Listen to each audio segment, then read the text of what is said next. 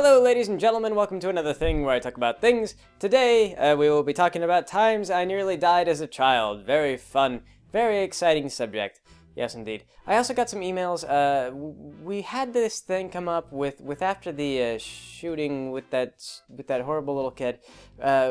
We got there was a bunch of feminist rhetoric that got posted all around the internet, and one of them was this "yes, all men" thing, and it really just kind of got my hackles up because they were using a lot of rhetoric like, we're not saying that all men are rapists, but we need to have a serious dialogue about men and then the male culture and stuff like that.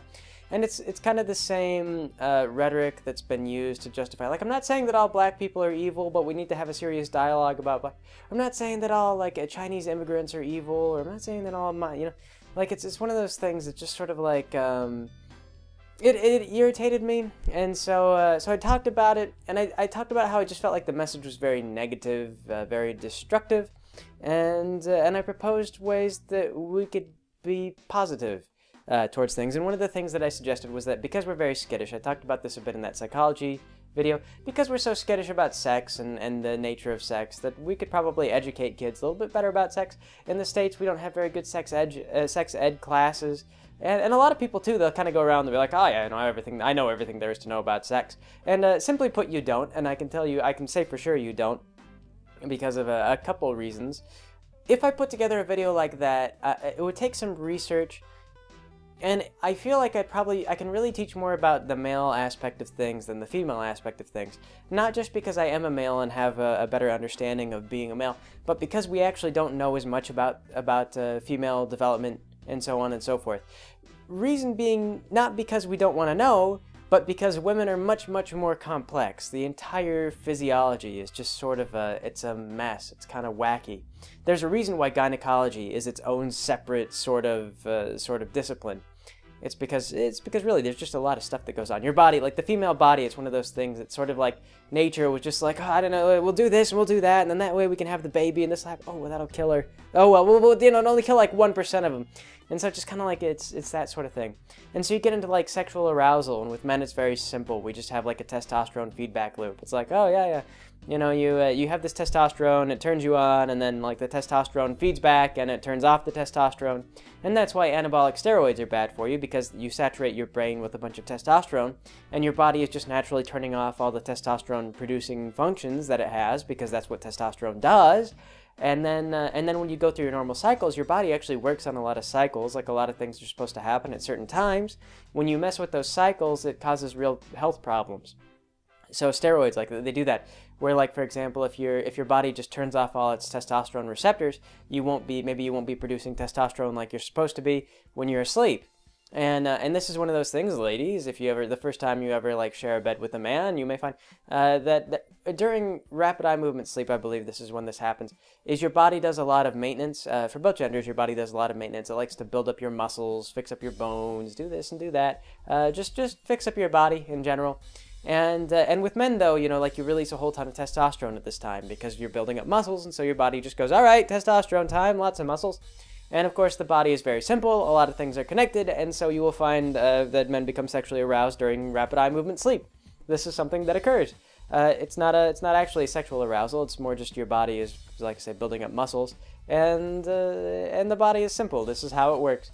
But with women, we don't really know as much about how all their hormonal interactions function, because there's more of them, and there are contradictory studies that show, like, certain things happen in certain women, and then, like, for example, we know that testosterone is probably part of a female sex drive, but we don't know how or why. And we've got studies that say, like, oh yeah, it contributes, and then we've got studies that say that it seems not to be a big deal. It depends on, like, the woman and how many partners does she have, and, like, is she taking birth control, and is she doing this or is she doing that? It's all just so much more intricate. And so what I can teach about men is more accurate and more concise, frankly. What I could teach about women, if I did a sex education video, would be more about what we don't know, because there's so much that we just don't know. I'm sorry, ladies, but this is sadly, you are the complicated ones. Men are simple. I mean, we don't have men are built to do two things. We are meant to lift a heavy sack of potatoes and to impress a lady. If you do those two things, all other ambitions in life are just gravy. So yeah, that's kind of it's physiology for you. So if I do something like that, it'll probably be something with a lot of research. I would get the suit on, and then like probably I would need like cards so I could remember everything I was going to talk about. Then I'd sit out and lay out a bunch of stuff. But anyway, though, I feel like that's a lot more positive. I mean, teaching people the reality behind things is much more important than blaming a social group. Because if you look at a big social group, if you just say like men are like all men are rapists and whatnot, it's kind of like it doesn't really, like men are just it's just a completely disparate social group. Like men in general, quite broadly, have very little in common. They have very few commonalities. You know, it's like I don't like my neighbor's a man and I know nothing about him. We maybe don't have anything in common. I don't like any of the same stuff he does. It's stuff like that. Like we can't really. We've talked about this before too, like out in Scandinavia, as they talk about like, oh, you know, the Muslim population is doing this or doing that, and it's really not. It's not the Muslims. It's more with the free trade stuff that's been going on more with the idea of global competition. That's where your wages are going. It's not necessarily that you've got immigrants coming in, but when you have increased immigration, you've got people who are willing to work for less, which does depress wages. And then it's not a cultural thing. It's just like when you have more immigration, this does naturally occur. But also when they're exporting jobs, this makes it to where there are fewer higher paying jobs available sometimes, or the jobs that are going out are being done for less money, and this also depresses wages. It's not just people coming in, it's also jobs going out. There's a lot more to it. So that's why I say there's more positive ways to talk about an issue. If you're worried about the rate of rape in the U.S., which is not 75%, men are not 75% rapists. It's currently statistics are something like 2 in every 1,000 women annually will deal with the issue. It's not as severe as some of the rhetoric is trying to insist. And spreading a message of fear and distrust, especially towards just a social group, is really just very negative behavior. It's very deconstructive. So like I said, though, I proposed talking more about sex education. I think would be a good idea. Something that we have a real weakness with in the States, and something that could avert a lot of problems and really lead to a lot of improvements if we were going to do that sort of thing. But anyway, though, if I do that, like I say, it'd be a more complex subject. It's more involved, and I don't know that I will do it because it would be another one of those like hour-long lecture videos, but well, we'll see. Anyway, today though I have stories of times that I nearly killed myself as a child, and these stories, they're kind of interesting. They're more, I feel like they're an argument in favor of you know how a lot of parents these days, or a lot of older folks, are saying like, you know what's wrong with families today? It's that parents sit down their kids in front of the television or their iPads now. Like, can you believe this? They just get an iPad out and they have their kid watch a television show, and the kid's not like killing themselves. You know, how's a kid gonna learn how dangerous and terrible the world is unless they go out and kill themselves periodically throughout the day? And because I can tell you that I had a friend, we'll call him Horatio Nelson because I like to do fake names, and Horatio Nelson is a fun one. I had a friend named Horatio Nelson, and he was a very bright guy. He was actually in a bunch of enhanced learning classes. He went on, his brother got a perfect SAT score or something like that. He came from a family that they were extremely Puritan, and they didn't really let him have fun. Like, fun was very strictly frowned upon. I would come over to his house, and my friend, Horatio would be like, well, we could watch television, except I already watched television for an hour, so that's forbidden. And this is one of those things, too, is he didn't have cable. He had VHS tapes of things that his parents approved of, so he could watch that for like an hour. It was like stuff like the Red Green Show, if any of you remember the Red Green Show. I used to like the Red Green Show. But like the Red Green Show was okay. His family allowed him to watch the Red Green Show. Also Reboot. He was a really big fan of Reboot, and I like Reboot, too. Anyway, though, so that was what my friend was allowed to do. And then he had his computer games, and he could play on the computer for 30 minutes, and then that would be it. So sometimes he would save up his computer time until I come over. And then we'd play Commander Keen. We would take turns. Every time one of us died, we'd play Commander Keen. So yeah, anyway, though. My friend Horatio Nelson, though, after his entertainment time was over with, after he was no longer allowed to play video games or watch TV, we were thrown outside, and we had to think of other things to do. Well, given that my friend Horatio was a relatively smart kid, but yet still a child, and very bored, sometimes we came up with ideas that were not always totally safe or totally sane. One of which was the time, and I don't believe I ever told my family about this, was the time that Horatio proposed building napalm. He proposed creating napalm. And his theory was that if you combined organic packing peanuts with gasoline, you would produce napalm. And I don't remember what it was that placed him under this impression, because I don't think that you can make napalm this way. I might be wrong. Maybe someone else is an expert on this sort of thing. I never looked into it. But this is what he believed. So what we wound up doing is we got some napalm, we put it in a jar, and then squirreled it away in the shed. Or excuse me, not napalm, gasoline. We just got some gasoline, we put it in a jar, squirreled it away in the shed, and then filled it full of organic packing peanuts. We didn't have any plan for the napalm, we just wanted to have napalm, to say that we did it. So this is the kind of kid that Horatio Nelson sort of was, as a result of having a great deal of free time, and perhaps too much intelligence for his own good, with so much time on his hands. When he went on later to be an adult, when he got older, he actually wound up joining just a ton of extracurricular clubs. Mainly because, like I said, he would go home and there would be nothing to do. He was forbidden from doing stuff, so he joined like debate clubs, sports clubs, anything just to like not go home, because being at home was just terrible. So anyway, though, also too, it led to both he and his brother, when they got older, they kind of they sort of didn't situate themselves, because they'd spent so much time in just sort of that oppressive atmosphere. As soon as they got their own freedom, I'm pretty sure that they sort of went off and did their own things, and I think their lives are getting back on track now. Because like I said, I mean, they were intelligent guys, just that for a little while, as soon as they got out, it was kind of like, I just want to be free for a little while. So that sort of thing. You know, but anyway, though, there was the time, though, this was actually my proposal. I always wanted no, let me back up. I lived on a hill. I lived on a very steep hill, and I might have told this story once before, but I don't recall, and it is a good story, so I will tell it again. I lived on a very steep hill when I was a kid, back in the days of Horatio Nelson and myself, and I always wanted a wagon that I could steer, so I could go to the top of this hill, and then ride the wagon down to the bottom of the hill, and then ramp over the curve at the end of the street.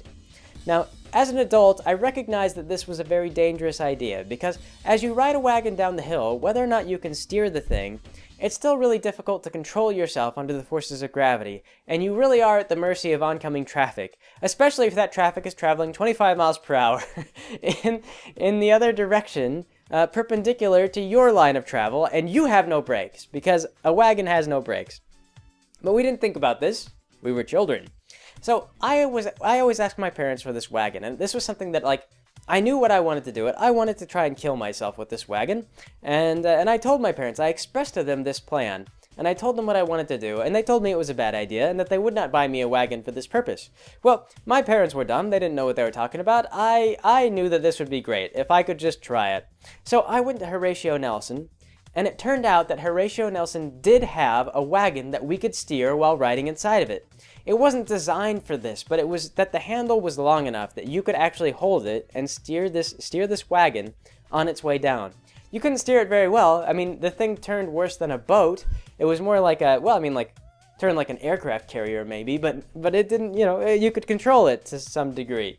So that was all that we really needed. So Horatio and I, we got up to the top of this hill, sat down in the cramped wagon, and then just through lurching our bodies forward, managed to get this thing up over the hill and took it down multiple times. We actually spent the entire day doing this and never ever wound up getting hit by a car, which is really great, because if we had been, then maybe I wouldn't be here today telling you guys about this story and why you should definitely watch your kids if you can, and why a lot of parents probably rely so much on Netflix and iPads to take care of their kid, because an iPad will not kill their children.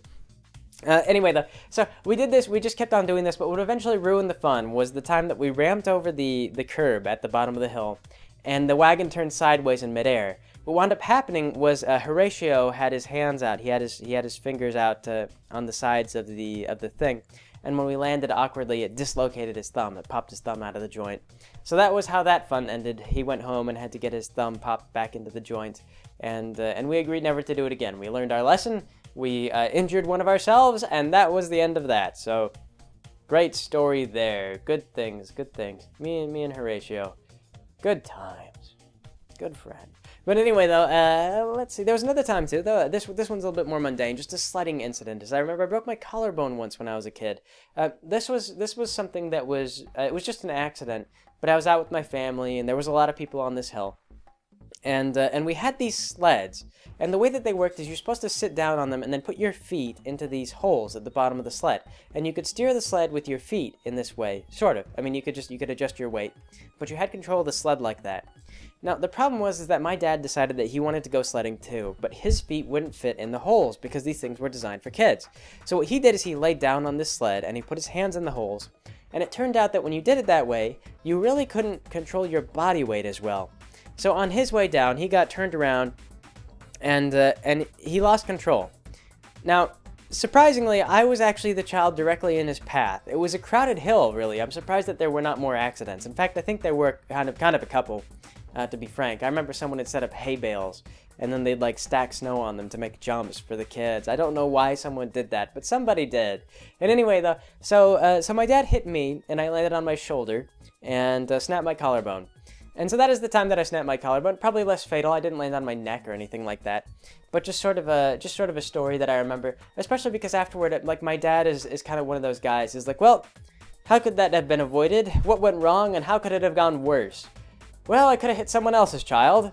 And that's kind of like one of those things that's sort of like, yeah, on a list of evils, I mean, hitting your own child is perhaps a less recurring evil than hitting someone else's child. If you hit someone else's child, that would have been a whole mess of legal stuff on top of everything else.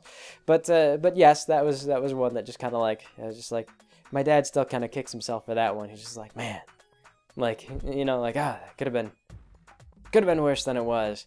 But yes, that was the sledding incident. I had a couple sledding incidents when I was a kid, but that was the only time I broke anything. What's the other one that I wanted to say? Yes, the necktie incident. I remember also, here's another one. When I was a kid, I became rather interested in the idea of bungee jumping. I thought this was a really fascinating thing, bungee jumping. And I noticed that my dad had neckties, and that neckties had a certain amount of pliability. They were just a little bit stretchy. And of course I was young. I didn't really understand springiness or how exactly this whole thing worked. But I thought, maybe neckties are just springy enough that they might make good bungee cords. So what I decided to do, what I thought that I would do, is I would tie a bunch of neckties together, take them out to a tree, tie them to a tree, tie myself to the neckties, and then jump out of the tree. I succeeded in my plan. This is the worst part, because it didn't take very long for me to get up there. I mean, I used to climb this tree all the time. So I climbed up the tree, I tied a bunch of neckties to the limbs of the tree, and then I tied the ties around my arms, and also one around my neck. Fortunately, I had more ties tied around the arm jumps than the one around my neck, or maybe it was the opposite. I had more, the ties were longer for the one around my neck. That was my emergency line right there, was the necktie around the neck. Yes, so the ties around my arms and legs were shorter. So this was fortunate because when I jumped out of the tree, I had a very short distance to fall. My dad didn't have that many neckties. He only had about like 8 of them or something like that. Most of them were like things, they were old, he didn't wear them anymore. They'd gotten little things in them, like kind of like this one, starting to get a little bit of thread at the bottom. I don't want to buy a new one yet, though. Ties can be expensive. A nice tie can be expensive. This is a nice tie. But anyway, though, yes. So that was the time that was when my mom was even in the house, and she freaked out when she saw me out there hanging by the neckties. It was like one of those, like, so how do I get down from this? I don't know. But fortunately, someone was home. I didn't wind up tied up in a tree for the next however many hours. This wasn't one of those things that I did.